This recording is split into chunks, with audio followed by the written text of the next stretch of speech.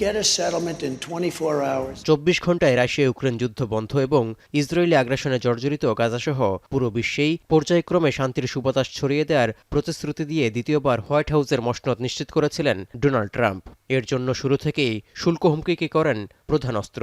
যে কোনো মূল্যে যুদ্ধ সংঘাত বন্ধ করে শান্তিতে নোবেল পুরস্কার পাওয়ার স্বপ্নেও বিভোর ছিলেন ট্রাম্প। 1 বছরে 8টি যুদ্ধ বন্ধ করেও 2025 সালে শান্তিতে নোবেল না পাওয়ায় শান্তি নিয়ে আর ভাবতে বাধ্য নয় বলে সম্প্রতি সাফ জানিয়ে দেন মার্কিন প্রেসিডেন্ট।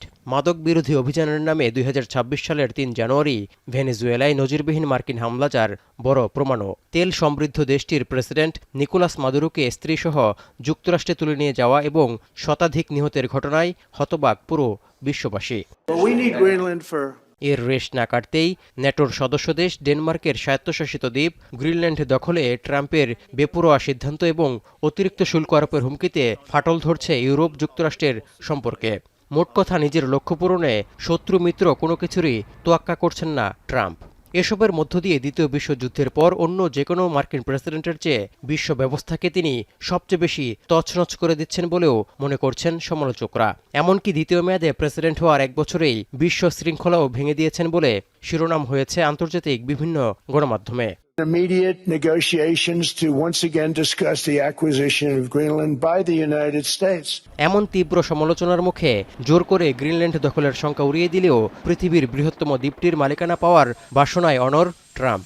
তবে ন্যাটোর ভবিষ্যৎ নিয়ে ঝুঁকির সংখ্যা এখনও উড়িয়ে দিচ্ছেন না ডেনমার্কের সাবেক প্রধানমন্ত্রী এবং সাবেক ন্যাটো প্রধান এন্ডার্স ফগ রাসমুসেন। এমনকি ট্রাম্পকে তোষামত করার সময়ও ফুরিয়ে এসেছে বলে মনে করেন তিনি। Against this Trumpism. The time for flattering is over. It doesn't work. এদিকে গাজায় স্থায়ী শান্তি প্রতিষ্ঠার নামে পিস বোর্ড গঠন করেও বিতর্কের জন্ম দিয়েছেন ট্রাম্প। অকেজো উল্লেখ করে জাতিসংঘের বিকল্প হিসেবে ঘোষণা দিয়েছেন গাজা বোর্ড অব পিসকে।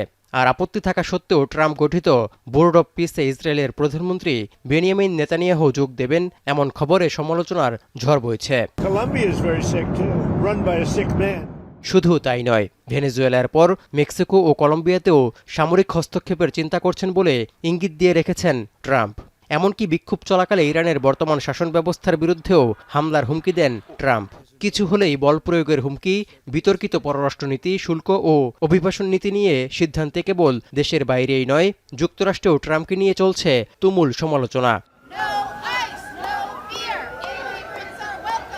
সম্প্রতি মিনিয়াপলিসে অভিবাসীদের বিরুদ্ধে দমনপীড়ন চালানোর সময় গুলিবিদ্ধ হয়ে 37 বছর বয়সী এক নারী অভিবাসী নিহতের ঘটনায় মার্কিন মুলুক জুড়ে ছড়িয়ে পড়েছে উত্তেজনা। বিক্ষোভের উত্তাপ দিন দিন বাড়লেও লোক দেখানো সহানুভূতিটুকুও দেখাচ্ছে না ট্রাম্প প্রশাসন।